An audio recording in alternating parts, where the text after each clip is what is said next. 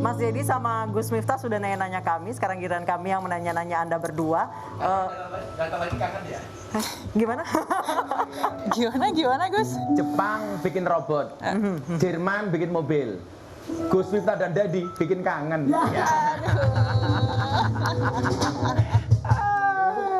Luar biasa. Iya itulah. Oke, pertanyaannya mungkin sama. Oke, Papua rupanya sudah siap? Oh, Papua udah siap. Oke, kita tunggu detik-detik pergantian tahun di waktu Indonesia Timur. Sudah ada rekan kami, Chandri Andrew di sana. Chandri, posisi Anda di Papua tepatnya di kota apa dan bagaimana suasana di mana? Di sana. Saat ini saya berada di kota Nabire, Provinsi Papua. Dapat saya laporkan pelaksanaan malam pergantian tahun baru di Provinsi di Papua. Nabire.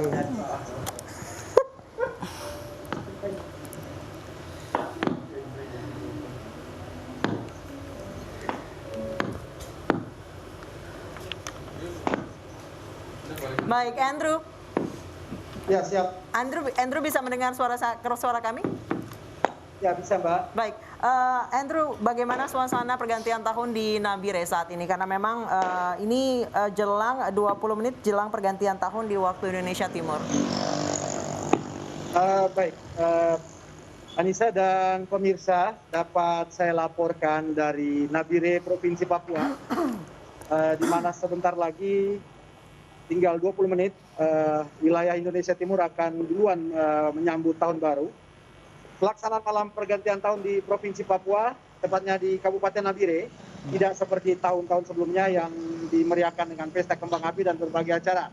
Namun di Provinsi Papua ini, tepatnya di Kabupaten Nabire, warga masyarakat dengan sederhana melaksanakan malam pergantian tahun, di mana beberapa warga Papua atau warga Papua di sini, umat Kristiani melaksanakan doa syukur di rumah-rumah ibadah, tepatnya di gereja, dan juga di dalam kota sendiri, tepatnya di titik 0 km saat ini saya melaporkan situasi di Nabire.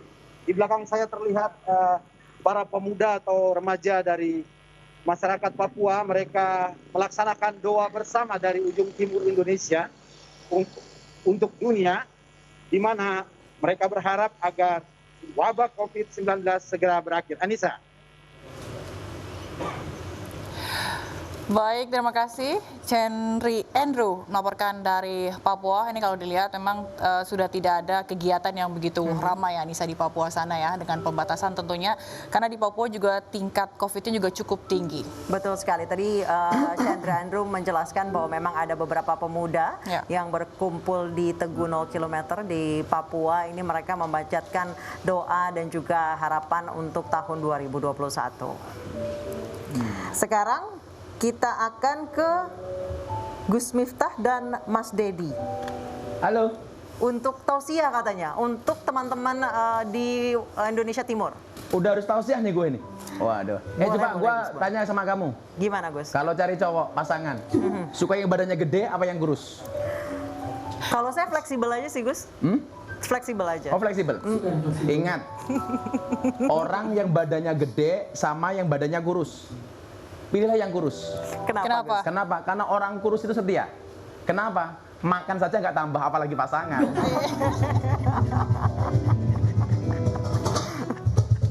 Mas Dedi berarti suka nambah makanan? Iya.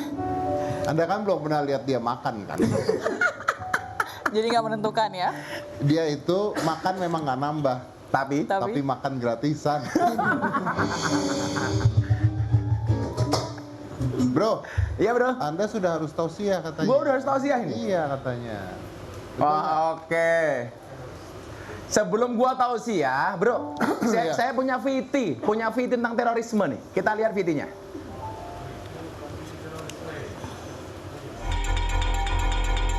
Detasmen Khusus 88 Anti Teror Polri telah menangkap sebanyak 228 tersangka kasus terorisme selama 2020. Kasus terorisme yang menjadi sorotan adalah penangkapan 23 teroris kelompok Jamaah Islamiyah pada November dan Desember lalu. 2 diantaranya adalah Upik Lawangga yang telah menjadi buronan selama 14 tahun, serta Zulkarnain yang menjadi buronan selama 19 tahun. Selain menangkap para terduga teroris jaringan Jamaah Islamiyah, polisi juga mengungkap sumber pendanaan aksi terduga teroris. Sedikitnya ada 13.000 kotak amal yang menjadi pundi-pundi operasional mereka dalam mengembangkan jaringan terorisme. Sementara itu, 27 Desember lalu, Densus 88 Anti Teror Polri berhasil membongkar pusat latihan jaringan teroris Jamaah Islamiyah di sejumlah lokasi. Masih lekat di ingatan kita, aksi teror yang dilakukan oleh Mujahidin Indonesia Timur November lalu. Yang tak hanya dibunuh, namun keempat korban juga dibakar hingga rumahnya pun habis dilalap api. Saya bingung sama Gus Miftah ini. Kenapa, Bro? Acaranya tahun baru. Tapi kenapa VT-nya menyeramkan semua yang dikasih? Iya, karena ini kejadian-kejadian 2020, Dari tadi Bro. koruptor, lalu terorisme gitu. Anda nggak bisa kasih VT Teletubbies gitu loh. Aduh. Gus mau nanya, Gus. Gua tahu kenapa lu minta Teletubbies. Kenapa? Lu kangen berpelukan sama gua kan? Gus mau nanya, Gus. COVID nggak bisa kita. Nggak bisa ya. Siap. Gus mau nanya, kemarin kan di Lampung sempat ada rame tuh, kalau misalnya ada ribuan kotak amal yang tersebar di restoran sama minimarket, ini rupanya untuk pendanaan teroris. Nah kalau untuk yang nyumbangnya tuh jadi posisinya dosa apa jadi netral aja apa gimana? Yang nyumbang ke kotak infak Yes, itu? Ya netral saja. Toh niat yang ngasih kotak infak ini untuk masjid, untuk kebaikan dan lain sebagainya. Kalau toh kemudian disalahgunakan, itu bukan kesalahan bukan pada penyumbang, tapi kepada panitia kotak infaknya. Kecuali ada tulisannya pembangunan Kecuali ada masjid tulisannya untuk terorisme, untuk radikalisme, itu baru dosa. Itu baru kita dosa. Betul. Iya Tapi tuh kan? tapi yang jadi masalah ya, terorisme itu ada dua hal. Apa tuh? Yang pertama, Indonesia ini kita sempat ngobrol dengan Pak Boy Rafli. Ya, Kepala terorisme BNPT. di Ketua BNPT, Kepala BNPT. Terorisme di Indonesia ini nggak main-main dan benar-benar ada dan luar biasa. Pencakarannya luar biasa. Tapi orang Indonesia ini luar biasa. Kenapa, Bro? Nah, pada saat dulu ada terorisme tembak-tembakan di Sarinah. Polisi tembak-tembakan sambil ngumpet di belakang mobil. Orang-orang Indonesia di belakang terorisnya tuh nontonin. Iya nggak? Iya nggak? Ada jualan cangcimen lewat, gitu kan? Ada ibu-ibu selfie belakang lagi tembak-tembakan, coba bayangin. Jadi polisinya takut, warganya malah nggak takut. Iya, sebenarnya bukan polisinya takut. Apa tuh? Polisinya waspada. Waspada. Warganya goblok. Itu kan terorisme, jangan dibuat mainan gitu maksudnya. Itu yang pertama, Bro. Yang pertama, yang kedua. Yang kedua, kemarin kita sempat ngobrol, ada orang bule. Orang bule ngomong begini. Waktu itu saya ngelihat ya Islam itu teroris, ingat ya, Bro? Islam itu teroris. Menurut mereka menurut mereka ya, ada menurut beberapa orang. Ya. Jadi terorisme ini akhirnya sangat amat menyatu dengan satu paradigma agama. Yang menurut gua ini dibuat. Ini dibuat, benar nggak? Oke. Makanya saya juga tidak sepakat kalau kemudian terorisme itu diidentikan dengan agama. Tuh. Karena yang salah bukan agamanya, Bro. Perilaku orangnya. Ya. Kalau bahasa yang keren apa? Oknumnya. Oknumnya. Nggak ada agama yang salah. Nggak ada agama yang mengajarkan terorisme dan radikalisme. Nggak ada. Tapi kan mereka akan berpendapat, tapi kenapa lebih banyak agama ini? Ya karena kebetulan di Indonesia mayoritas ini. Coba kalau kejahatan di Amerika, isi penjaranya ya bukan orang Islam, Bro. Karena Indonesia mayoritas Islam. Anda pernah di penjara di Amerika, Anda? Ya, kita baca berita, Bro. Oh, baca berita. Oke, kalau gitu gua pengen tausiah yang menyejukkan deh. Gitu dong. Bagaimana kemudian kita memandang agama ini secara menyenangkan. Maka pemirsa semuanya yang saya hormati, kita melihat bagaimana kemudian Rasulullah Muhammad SAW ketika ada seorang Yahudi meninggal dunia, Bro, dia berdiri seperti ini. Jadi orang Yahudi meninggal dunia dibawa ke makam, ke pemakaman, ke kuburan. Rasulullah kemudian berdiri. Saat itu para sahabat bertanya, Rasulullah, kenapa engkau berdiri? Toh dia orang Yahudi. Apa jawaban Rasulullah Muhammad SAW? Beliau mengatakan, dia memang tidak seagama dengan kita, tetapi dia tetap manusia. Betul. Yang dia berarti apa? Kemanusiaannya. Walaupun dia orang Yahudi, Rasulullah Muhammad SAW menghormati dia. Ini ajaran toleransi yang dilakukan oleh Rasulullah. Bahkan menghormati orang non-Islam saat itu. Ya. Satu. Satu. Yang kedua, satu fakta. Ketika Muhammad hijrah dari Mekah ke Madinah, banyak orang tokoh-tokoh Madinah yang sewot, Bro. Biasa ada orang baru, tokoh lama mulai sewot nih. Jadi lo nggak usah kaget kalau ada pendatang baru, tahu-tahu yang lama marah-marah itu ya. Setahu gua sih ada podcast baru, podcast lama nggak marah ya cuma satu. Gitu. Santri gua. Gitu. Akhirnya apa? Banyak yang marah. Salah satunya adalah seorang yang bernama Abdullah bin Ubay. Ini orang non-Islam. Bahkan Nabi Muhammad sampai dikatakan samin kalbak yakulka. Dia memprovokasi orang Madinah dengan mengatakan gemukkanlah anjingmu, maka anjingmu akan memakanmu. Bayang nggak? Muhammad dikatain seperti anjing oleh Abdullah bin Ubay. Tapi apakah kemudian Nabi Muhammad marah? Tidak. Justru Nabi Muhammad mendoakan Abdullah bin Ubay, mendoakan orang-orang yang membencinya. Allahumma hdi qaumi fa innahum la ya'lamun. Berikanlah hidayah kepada kaumku. Kenapa mereka melakukan itu? Karena mereka tidak tahu. Dan apa yang terjadi kemudian? Abdullah bin Ubay tetap tidak mendapatkan hidayah. Tetapi anaknya Abdullah bin Ubay akhirnya masuk Islam. Satu saat Abdullah bin Ubay meninggal dunia. Anaknya yang muslim berbicara kepada Rasulullah. Rasul, mau nggak engkau takziah melayat ke jenazah bapak saya? Ini orang membenci Rasulullah, memusuhi Rasulullah. Dan Rasulullah mengatakan apa? Oke, saya datang. Akhirnya Rasulullah datang. Tidak hanya sampai di situ, anaknya bilang, Rasulullah, boleh nggak saya minta jubahnya? Untuk apa? Saya jadikan kain kafan untuk bapak saya. Dan apa yang dilakukan Rasulullah? Dikasih jubahnya, bro. Mikirnya anaknya Abdullah bin Ubay, kalau bapaknya meninggal dunia dengan menggunakan jubahnya Rasulullah, tidak akan ditanya oleh malaikat Munkar Nakir.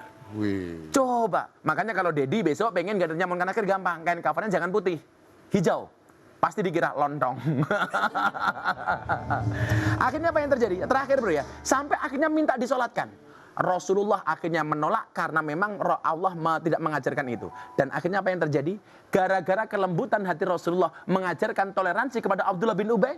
Setelah itu ribuan orang anggota keluarga Abdullah bin Ubay menyatakan masuk Islam. Itu toleransi, bro.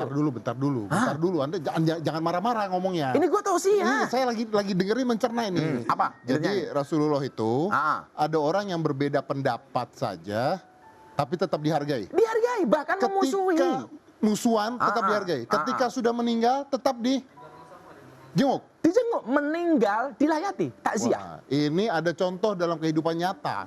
Apa tuh? Teman itu saya, juga nyata teman saya kemarin ada yang menjenguk temannya di penjara, Pak. Terus? Iya bro, gua mau jenguk orang di penjara yang memusuhi gua. Tapi ya itu karena saya mencontoh akhlaknya Rasulullah. Karena saya mau begini. Karena saya mau begini. Hasil tertinggi dari pendidikan adalah toleransi. Kenapa? Betul. Karena semakin seorang paham perbedaan, dia akan semakin paham makna kebersamaan. Artinya orang-orang yang tidak toleran berarti orang-orang yang tidak berpendidikan. Tapi ada orang mengatakan toleransi Anda kebablasan, Pak. Loh kenapa? Ada orang mengatakan seperti itu. Toleransi, tapi banyak toleransi kebablasan. Contohnya adalah Anda. Loh, dia hanya memusuhi saya dan saya datang untuk menjenguknya. Bagi saya ini mencontoh akhlaknya Rasulullah. Kalau orang membenci Rasulullah, pasti yang membenci itu salah, Rasulullah benar. Tapi kalau orang membenci Miftah, bisa jadi Miftah yang salah, pembencinya benar. Bisa jadi saya benar, pembenci saya salah, atau sebaliknya. Jadi kalau mereka mau berpendapat, ya silahkan saja. Ya silahkan saja, dan saya tidak akan membencinya. Begitu, karena itu adalah ajaran dari Rasulullah Muhammad SAW. Barangkali satu hal bro ya, saya ingin mengutip quote-nya Gus Dur. Beliau mengatakan apa? Memuliakan manusia berarti memuliakan penciptanya. Merendahkan dan menistakan manusia berarti merendahkan dan menistakan penciptanya. Gus Dur. Ini dikatakan manusia ya? Tidak menyebut apa agamanya, sukunya apa? Tidak menyebut agamanya, tidak menyebut ras dan sukunya. Hanya manusia. Ciptaannya. Kita siap-siap countdown untuk waktu Indonesia Timur. Indonesia Timur sebentar lagi ya. Oke, coba kita lihat. Kita saksikan bagaimana suasana di... Oke, kita saksikan. Kita menunggu detik-detik pergantian tahun baru dari saudara kita di Papua. Iya, ini tadi adalah sekelompok pemuda yang belum. Berarti kalau kita sekarang bisa terbang ke sana dan cepat, kita menuju ke masa depan nih. Masa depan. Kalau di sini balik ke terbelakangan. Iya dong. Dia udah duluan soalnya. Oke, kita akan menunggu detik-detik pergantian tahun di Provinsi Papua yang selisih waktunya dengan Jakarta sekitar 2 jam. Ini adalah para pemuda yang tadi dikatakan rekan kami Chandri Andrew, mereka berkumpul yang berkumpul di Tugu 0 km Papua untuk memanjatkan doa dan juga harapan di tahun 2021. Ini gambar yang ada di televisi Anda adalah suasana di Papua dan di kota Ambon. Di Ambon ya. Walaupun kita beda 2 jam, tapi kita sama yang di Papua sama. Sama-sama di tahun 2021 ganti kalender. Insyaallah. Ganti kalender ya, Ganti Gus kalender. ya. Oke, kita tunggu detik-detik. Ini sudah, teman-teman boleh diinfo sudah berapa second lagi? Oke, ini kalau kita lihat di Ambon memang tidak ada perkumpulan sama sekali ya. Ini bahkan ada beberapa muda-mudi yang mungkin ingin merayakan pergantian tahun di pinggir jalan. Justru digerebek sama polisi. Iya, karena nggak pakai helm. Karena nggak pakai helm, ada yang nggak pakai masker barangkali. Jadi dirazia ya Gus ya. Iya, jadi untuk semuanya yang di Indonesia Barat juga yang keluar rumah tetap pakai masker ya. Tapi memang di Jakarta pun tidak ada keramaian kan? Nggak ada keramaian. Ya. Karena mereka semuanya di rumah nonton kita, bro. Iya, luar biasa. Luar biasa kita hari ini. Penasaran yang di rumah ini ngapain ya sekarang? Pernah bro, dirimu ke Papua pernah kapan sih? Kalau dulu lama sekali. Ada job di sana? Ada job di sana. Dulu ketika job masih Kalau ada. dari seorang Dedi itu, keberagaman ini apa sih pandangan lu sebenarnya? Nggak Lu ada kan orang terbuka, bedanya. nggak ada Menurut bedanya. saya justru pelangi itu indah karena warnanya beda-beda itu Iya kan? Iya dong. Dan ngomong pelangi, Dedi tahu siapa yang menciptakan pelangi? Siapa yang melukis pelangi? Gua tahu bro. Tunggu bentar, gua tahu nih. Saya juga tahu, saya tahu. Siapa? Agung. Agung. Pelukis semua Agung. Allah artinya. Iya. Udah. Oke, saya suruh pindah ke sini ya. Oke, baik. Oke. Kita saksikan ini sama-sama 20 detik lagi. 20 detik lagi. Menuju tahun baru di tahun baru. Indonesia Timur. 20 detik lagi. Tapi saat ini kan pandemi sudah 10 bulan berlangsung 10 bulan. di Indonesia. Tapi orang-orang masih ada aja yang keluar rumah nggak pakai masker dan razia masker di jalan tuh masih lucu-lucu sebenarnya. Nyindir. Anda nyindir nih. Oke, Kita lihat kita dulu. masuk ke time signal loh. Oke. Ini 1 menit.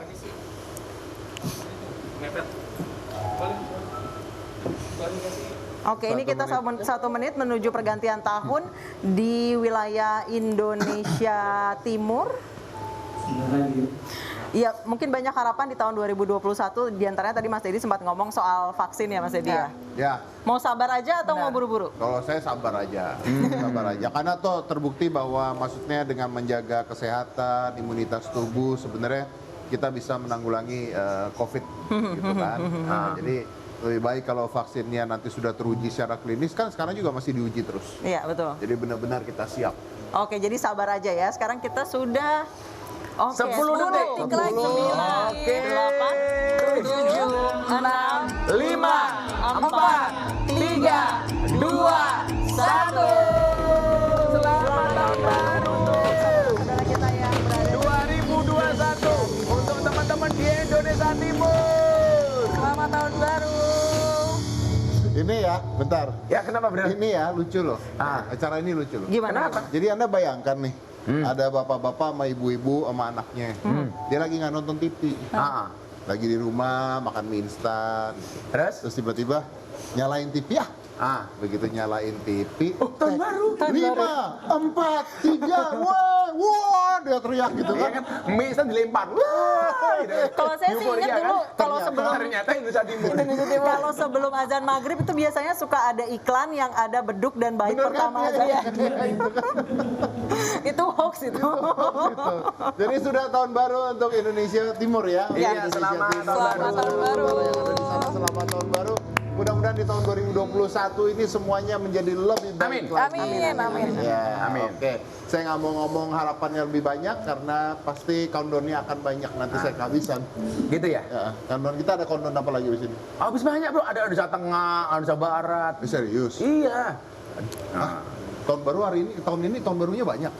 Tahun baru itu kebetulan di Indonesia itu ada 3 bagian waktu, Mas. Ada 3 bagian waktu. Iya, ada Indonesia Timur, Indonesia Tengah, Indonesia Barat. Oh. Karena iNews itu ada di seluruh Indonesia. Oke, sampai jadi menarik kita akan kembali setelah jeda iklan berikut ini.